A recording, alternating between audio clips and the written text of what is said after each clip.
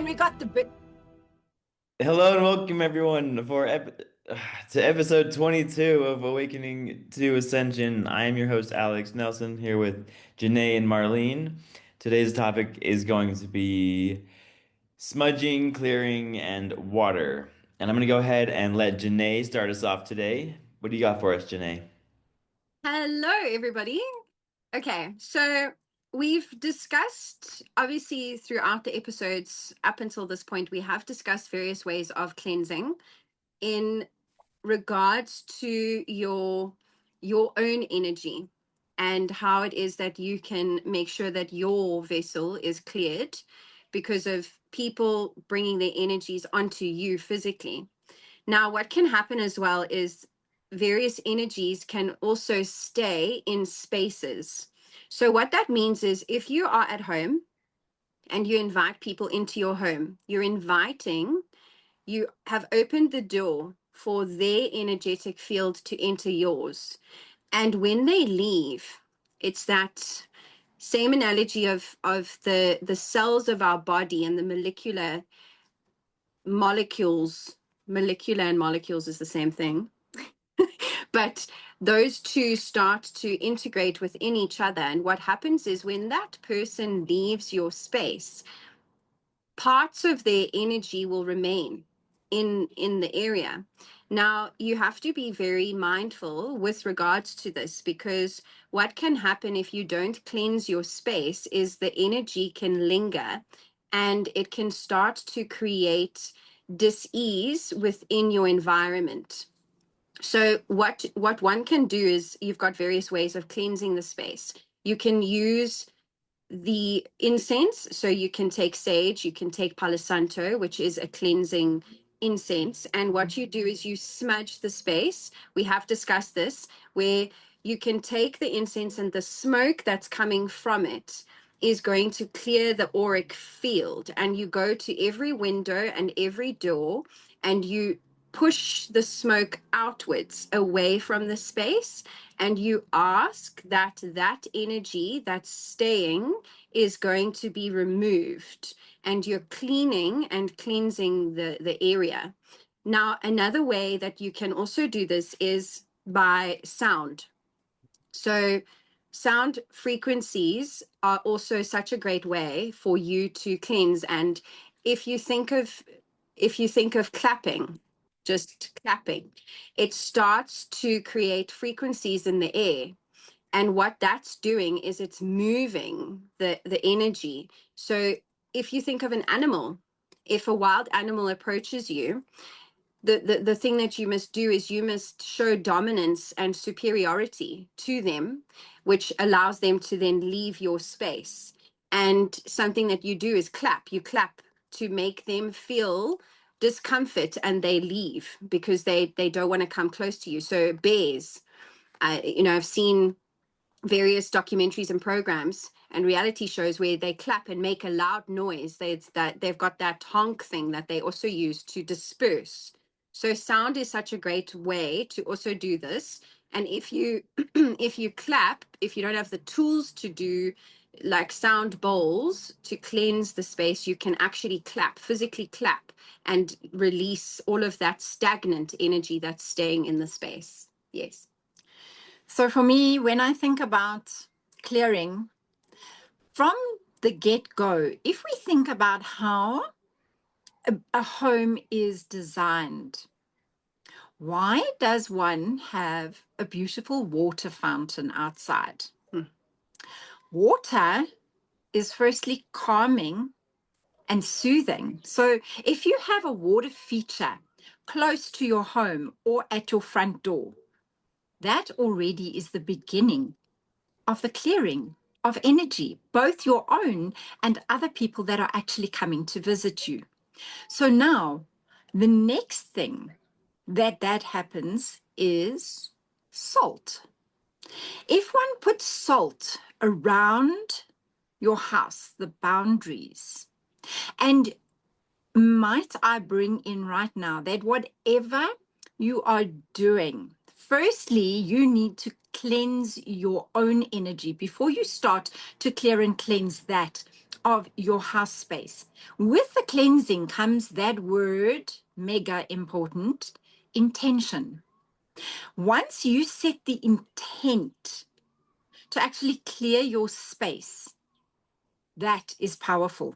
You then put your coarse salt into a dish at your front door, and you can leave that there for 24 hours, 48 hours, a few days if you don't have that many people coming through your home. That is very powerful because it is setting a boundary. What you can also do is, before people walk through your door, set up the energy of a waterfall coming down through the door, so that when people are walking through, energetically, that water energy cleanses them, so that by the time they step into your house, already you have started dissipating whatever they bring with them. Because remembering that everything is energy. So where you step, what shoes you are wearing, and where you have already been walking, you are bringing in that energy into the home. So I just want to add with what Marlene said, the setting of an intention to cleanse the space. Now, we've discussed your home environment, which is your sacred space. That's where you come to after you've been out in the world.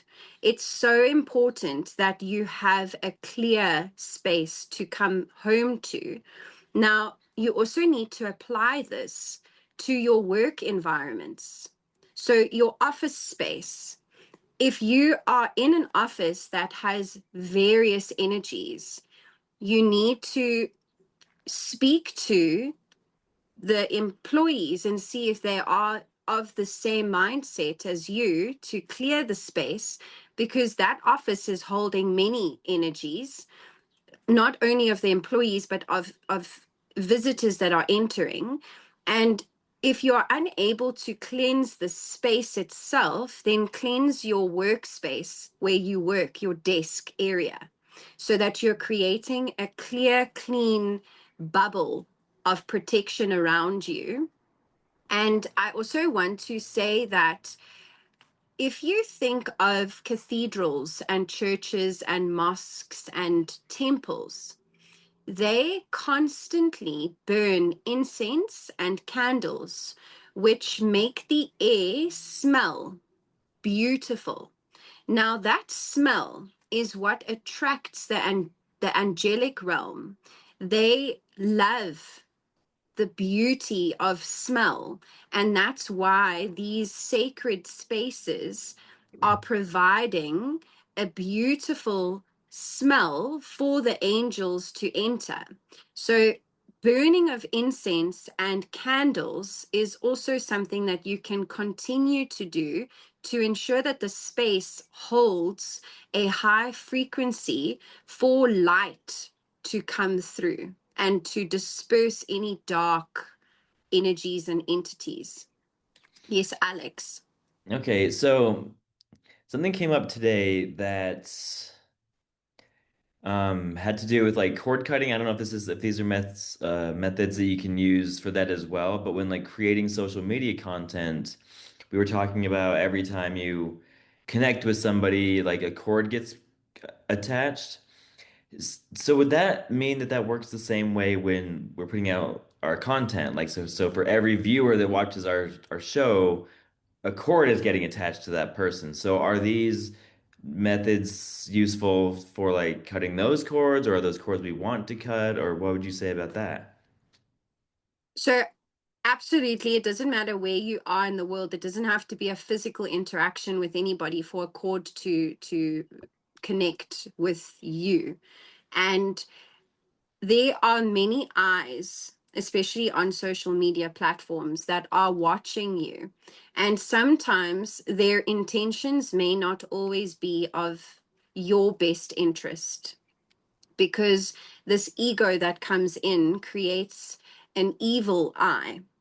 not intentionally always, so it may just be unintentional, but with regards to the social media and what you're putting online, you need to understand that that is you putting your energy out on social media, on a network, for others to receive your energy. So the cord that you're creating with people that you may not necessarily see, you can definitely feel and sense if you are connected in or aligned in that way.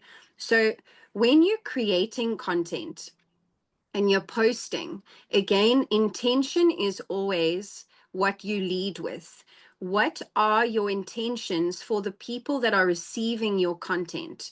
What is it that you want them to take from you?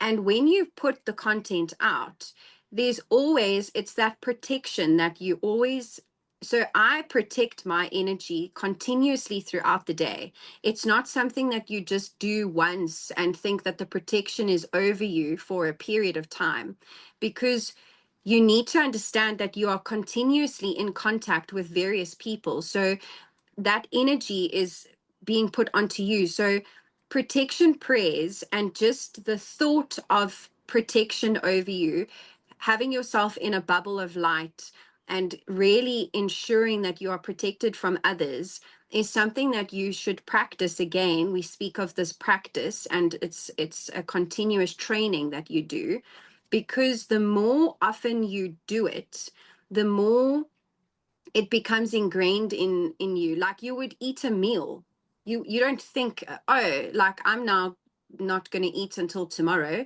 It's a thought that you just have, like your tummy gets hungry, so you go and get a snack. So when you start feeling dis-ease or uneasy about anything, remember that it's not your energy, it's somebody else that's putting their energy on you, so that you need to protect yourself. What one can also do is you can make spritzers. You can make like an elixir that you even carry in your bag.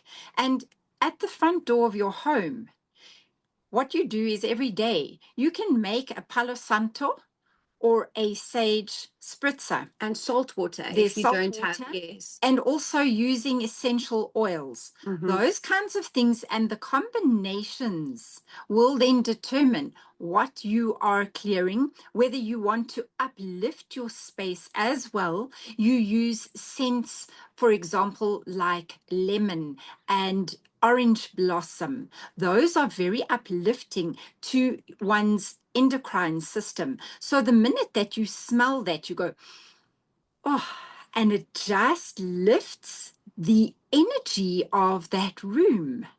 So those are another kind of like a quick tip and trick to use. Where, and in your car, remember that your car is as much part of your space as what your home is, and that is your contained space. So everybody usually can rant and rave because they're safe in their car. Now you're stuck in that environment called your car. Open the windows, let that energy out, and also use a spray and cleanse the energy, because if you have been shouting at your drivers left, right, and center, you're stuck in that energy that you've actually just put out, and you've got to dissipate that as quick as possible. Otherwise, by the time you get to the office, you're going to be even in a worse mood with the traffic, the people, and you're going to be wanting that cup of coffee sooner than later. And I just want to quickly add with the car. So I take a piece of wood and you attach a ribbon or a string to it. So your car freshener that you buy from a store that has that scent. And what you do with the piece of wood is you actually drop essential oils, like Yes. Marlene said, onto the piece of wood, because wood is an element of earth and it's natural. So you've got that element, and now you're putting the essential oil, which absorbs into the wood, and it will then emit this beautiful scent, and it will surround your car with the essential oil of your choice. And remember, essential oils all have various components in each of them that act as different things for you to use it for. So she described the citrus, which is very uplifting. And I might also just add at this point that we've all got books in our house. Now, when you read books, you're holding this book and you are listening in your mind to what you're reading, but your intentions and your thoughts are also going into those books. So don't forget to clear your books as well. And when you walk through your door and you've bought groceries and you've bought clothes, all of that kind of thing, when you bring them into your home, do remember to clear them. It's you tuck them into the washing machine, but energetically, everything holds the frequency of where they've been, what they've been doing in that space, and absorbing from other people. So now you're bringing all of that energy into your sacred space, your vessel, which you live in. And then sometimes we wonder, why are we feeling a little strange? What's happening? Well, when we don't look after the energy and that vessel space, ourselves and wherever we go, we have issues. And with regards to the book and you putting the energy onto the book and receiving the energy from that object, also understand that your shoes, you are walking all over the place. You are going everywhere. And wherever you step, again, everything is energy. You are absorbing the energy from the surfaces that you are walking through. Now you come home and you walk straight into your house wearing those shoes with all of that energy, and it's now lingering. So that's why, again, at these temples and sacred spaces, you remove your shoes before you enter. So that is a really beautiful practice to start integrating into your life, because removing your shoes, you're taking that off. Yes. You're leaving it at the door. Yeah. And you're entering with clean, pure, your energy that you have. So yes, Alex. So I don't think I have ever cleared or smudged my workspace, like with jobs that I have to different jobs I've had, or my car, or my shoes. And those, I mean, yeah, no one really likes work, but probably would have made it a little bit better if I would have smudged every now and then. And then when you brought up the books, something kind of clicked. So, can you also use books for like grounding because they're paper, which is trees, right? So like they're also it's like holding earth in your hands when you're reading a book. Is that is that I right? love this. I love books. My home looks like a library. It is. It is a library here. I truly love books. For me, they have a different energy and frequency to an electronic version of that. And yes, you are quite correct, Alex. It is a very grounding thing to have. You are absolutely correct. And it kind of makes me a little bit nervous when I walk into someone's home and there is no books in sight. If I walk into somebody's home and there's not even one book, I kind of like, who are you? are you for real? Like, can you honestly exist without it? So yes, it is, as you say, very grounding, and it's comforting. It's just the most wonderful energy, which kind of speaks to the fact that it's home, it's real, it's wisdom, it's knowledge, it's everything that holds near and dear in my life, at least, anyway. Janae.